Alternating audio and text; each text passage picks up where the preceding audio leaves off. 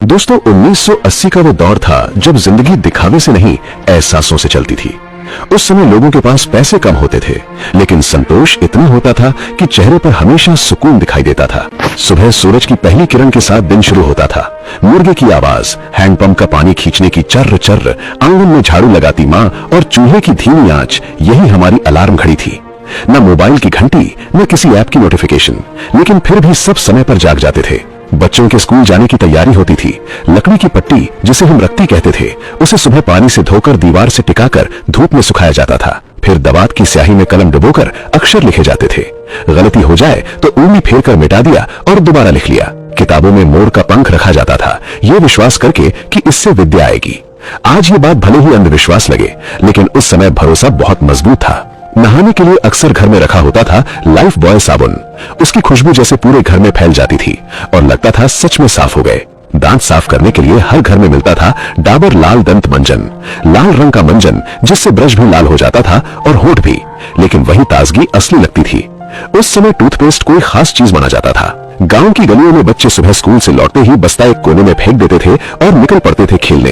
हाथों से कंचे खेलना, मिट्टी में गोल घेरा बनाकर निशाना लगाना, गिल्ली डंडा, कबड्डी, लुका छिपी, रस्सी कूद, ये सब खेल सिर्फ खेल नहीं थे, ये दोस्ती की बुनियाद थे।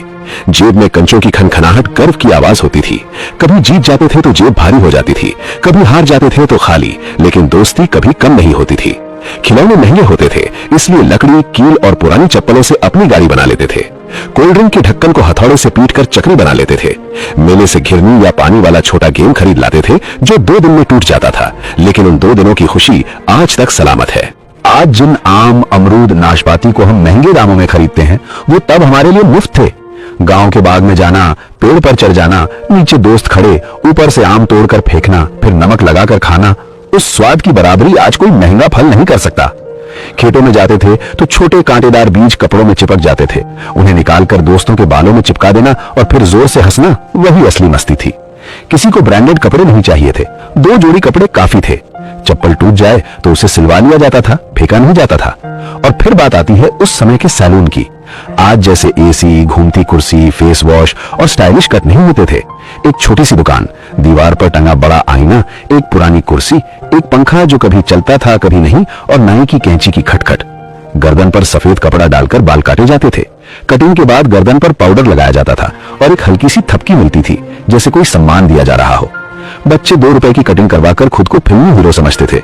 सैलून सिर्फ बाल काटने की जगह नहीं था, वो गांव की खबरों का अड्डा था। शाम को जब अंधेरा होता था और बिजली का भरोसा नहीं होता था, तब लालटेन जलाई जाती थी।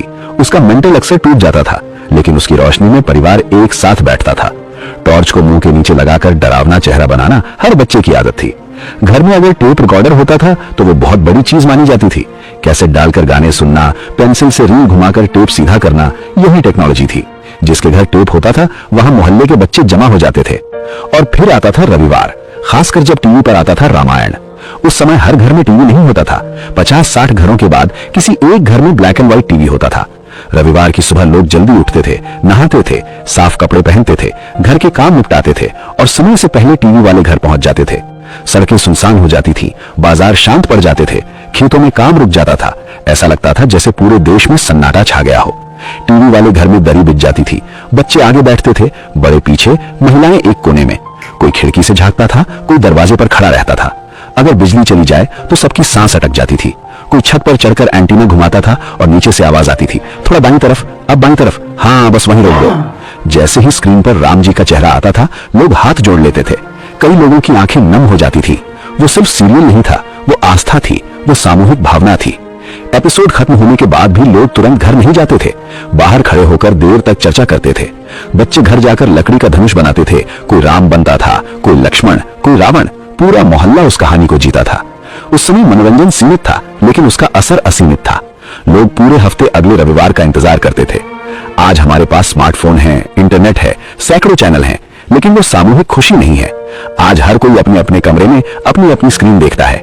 तब एक स्क्रीन थी और पूरा मोहल्ला एक साथ बैठता था। तब टीवी ब्लैक एंड व्हाइट था, लेकिन जिंदगी रंगीन थी। आज टीवी रंगीन है, तस्वीर साफ है, आवाज डिजिटल है, लेकिन रिश्तों की आवाज धीमी पड़ गई है। 1980 का वो दौर सिर्फ एक समय नहीं था, वो एक एहसास था, वो सादगी थी, वो अपनापन था, वो मिलजुल कर जीने की आदत थी। जिसने वो दौर जिया है उसके दिल में वो आज भी जिंदा है, और जब भी उस समय को याद करते हैं तो दिल के किसी कोने से एक ही आवाज आती है, सच में क्या दिन थे वो।